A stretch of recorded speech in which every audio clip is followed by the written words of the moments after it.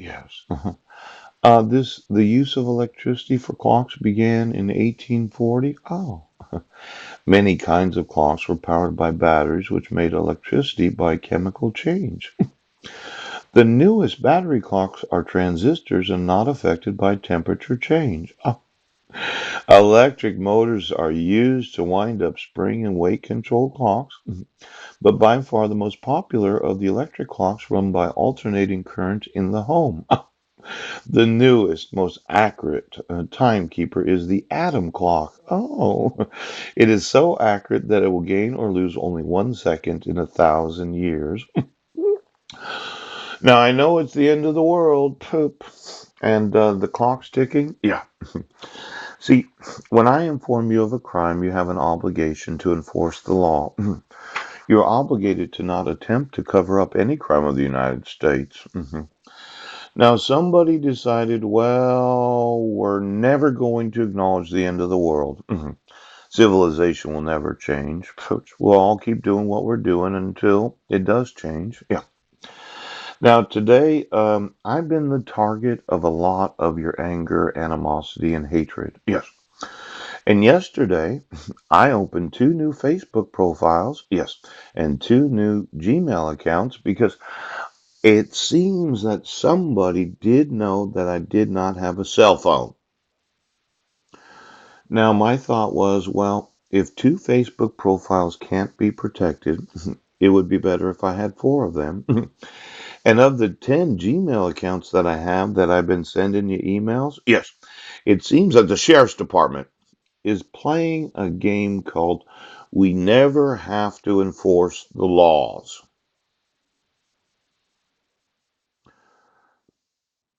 Did you think that I couldn't open any new accounts?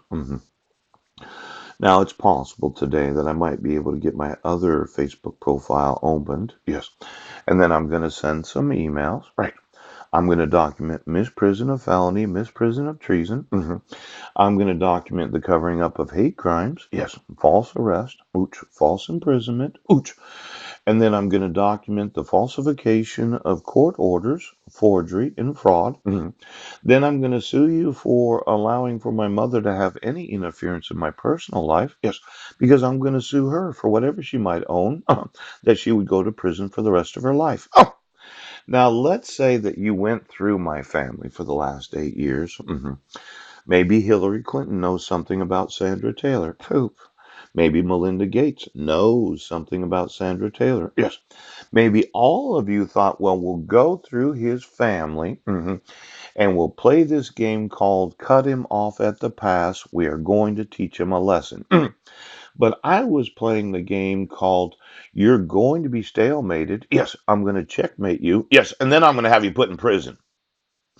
Now, your idiot way of handling problems where you issue court orders without the acknowledgement of the petitioner, forgery of the ex officio superior court clerk, yes, the use of lookalikes in the courtroom that happen to not be my wife, right?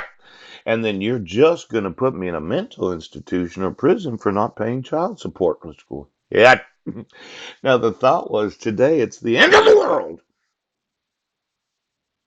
It's the end of the world. Now, my sons, yes, they're in the wrong grades, right? And Zachary can't graduate with his age group. Yes, that means he's ineligible to, apply to any military academy. Yes, you went from child abuse, child exploitation, and kidnapping to treason. Now, today we're going to look at the amount of time that you're going to spend. Yes, because, you can spend time in prison. Yes, or you can spend time out. And I'm of the mindset that if you are legally liable for the enforcement of the laws, if it's your job to enforce the law, if you have a duty and an obligation to your oath of office, I'm going to sue you. I'm playing for the end of the world. Now, my mindset is that my water, yes, is more important than your money. Bounce! My mindset is my electricity, yes, is more important than your money. Now, let me explain a few things about what I understand about the end of the world. I have been a financial consultant, yes, and there's been some economic crises that I've experienced myself. The Y2K crisis, yes, the credit crisis, yeah, and I have run into numerous individuals that said buy gold, as if they were gonna eat it during the time of the end of the world. Then there are those that barter, yes. There are those that say, well, I know how to protect myself from economic collapse. But I thought if you had plenty of water and you could put it wherever you wanted, you could increase the amount of agricultural products. Yes. That would increase the amount of livestock. Yes. That would increase the amount of food supply. Yes. And that would cause a decrease in the inflationary pressure of food. But let's say coal. Yes. I think it's very important. A lot of people dislike it because of its carbon footprint. Yeah. hmm hmm I wanted all the empty coal mines, and then I wanted all the coal mines that are producing, because I thought I put wind scrubbers on the top of all those smokestacks so that it's a green fuel supply. Boop! Now, there's always this problem. How do you get coal from the mine to the actual location where it's going to be used? I thought that was railroads. Yes. Now, I had some innovations involving the Williams electric motor. Yeah. And the use of used broadband and magnets to decrease the amount of expense for transporting goods by about 95% of what it costs to transport them right now. Now, for all of you in the end of the world right now that thought, well, technology is the answer, technology will not work without electricity. If you can't turn it on, it doesn't work. Yeah. And then all of you that said, well, the internet's the answer to the world's problems. Yes. If you don't have any electricity, you don't have any internet. And every time you use the internet, it produces what's known as used broadband. Yes. Now, I thought that all the railroads that go to the coal mines, yes, I'd put the used broadband of all the cities in the railroad rails. They're made of a metal. Yes, they are. And with a magnet, I could actually fuel an electric motor on trains, right, to transport coal from their location A to B. Yeah.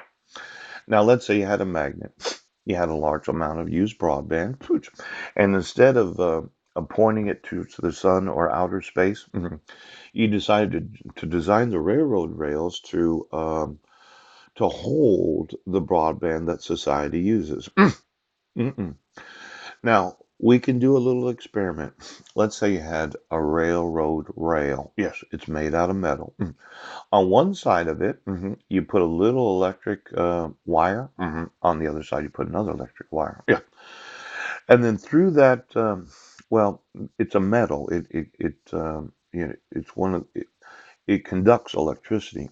If you put the used broadband into a small electric current through the railroad rails, yes, and then you put a magnet on the bottom of the locomotive, yeah, and that magnet did connect to the small amount of electricity that had all the broadband into it, yes. Isn't it possible that you could have an electric motor that could run on the used broadband of the nation? Well, we're not really using it now, are we? It's something that should be usable when you think about send and receive. Now, I thought it was very stimulating to the economy of the United States of America.